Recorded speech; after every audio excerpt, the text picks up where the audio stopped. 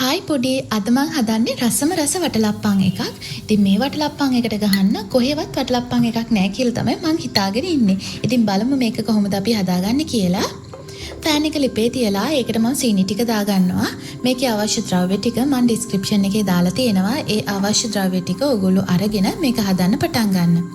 සීනි ටික දාගෙන මම ඒක කළු කරගන්නවා. සීනි ටික කරගන්නේ නැහැ කළු කරගත්තට. ගොඩාක් ගින්දර අඩුවෙන් මම මේක කාලයට පස්සේ ඒකට මම වතුර ටික එකතු කරගන්නවා.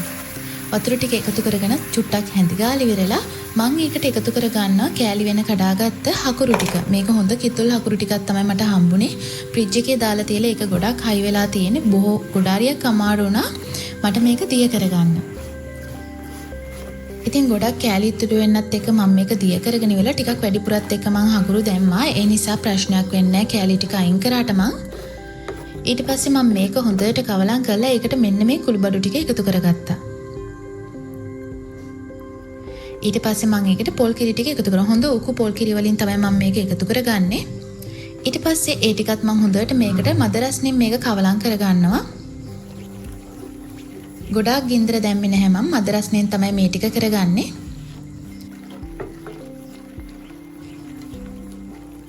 මේකට මම ලුණු ටිකක් එකතු කරගන්නවා. මතක ඇතුව ලුණු පොඩ්ඩක් එකතු කරගන්න.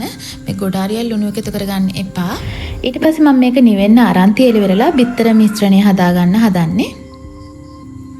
මේකට මම බිත්තර 5ක් තමයි අරගෙන තියෙන්නේ. බිත්තර 5 වෙනම වෙන භාජනයකට කඩලා තමයි මේකට දාගත්තේ. ඒක ටිකක් මේ විදිහට කවලම් කරලා ඒකට වැනිලා රසකාරකයක් එකතු කරලා ආයෙ චුට්ටක් කවලම් කරලා ගොඩක් වෙලා කවරම් කරන්න එපා. ඒක වික්ස් කරන්නේ නැහැ. ඊට පස්සේ මම අර හකුරු මිශ්‍රණය මේකට දාගන්නවා. ඒක ගොඩක් නිවුනට පස්සේ තමයි මේකට දාගන්නේ. ඊට පස්සේ හොඳට මේක කවලම් කරගන්න ඕනේ.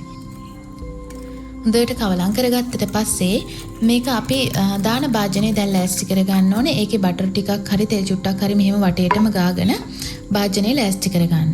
ඊට පස්සේ අර මිශ්‍රණය අපි මේ විදිහට පෙරලා තමයි අපි භාජනයට දාගන්නේ. මෙන්න මේ විදිහට පෙරලා දාගත්ත භාජනයේ අපි මේක ෆොයිල් කවර් එකකින් වහගන්නවා මෙන්න විදිහට. හොඳට සීල් වෙන විදිහට මේක වහගෙන මේක ස්ට්‍රීම් කරගන්නවා විනාඩි 45ක් 50ත් අතර වගේ කාලයක්.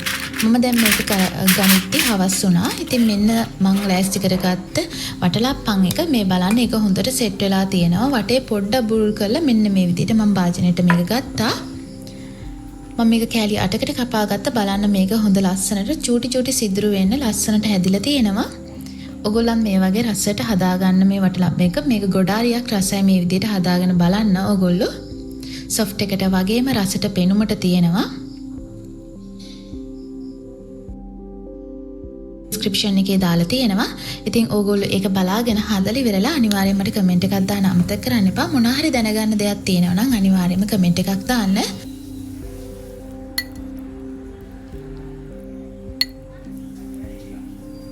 ගිහින් එන්නම් ඉතින් ආයෙත් මේ වගේ රසම රස වීඩියෝ එකක් අරගෙන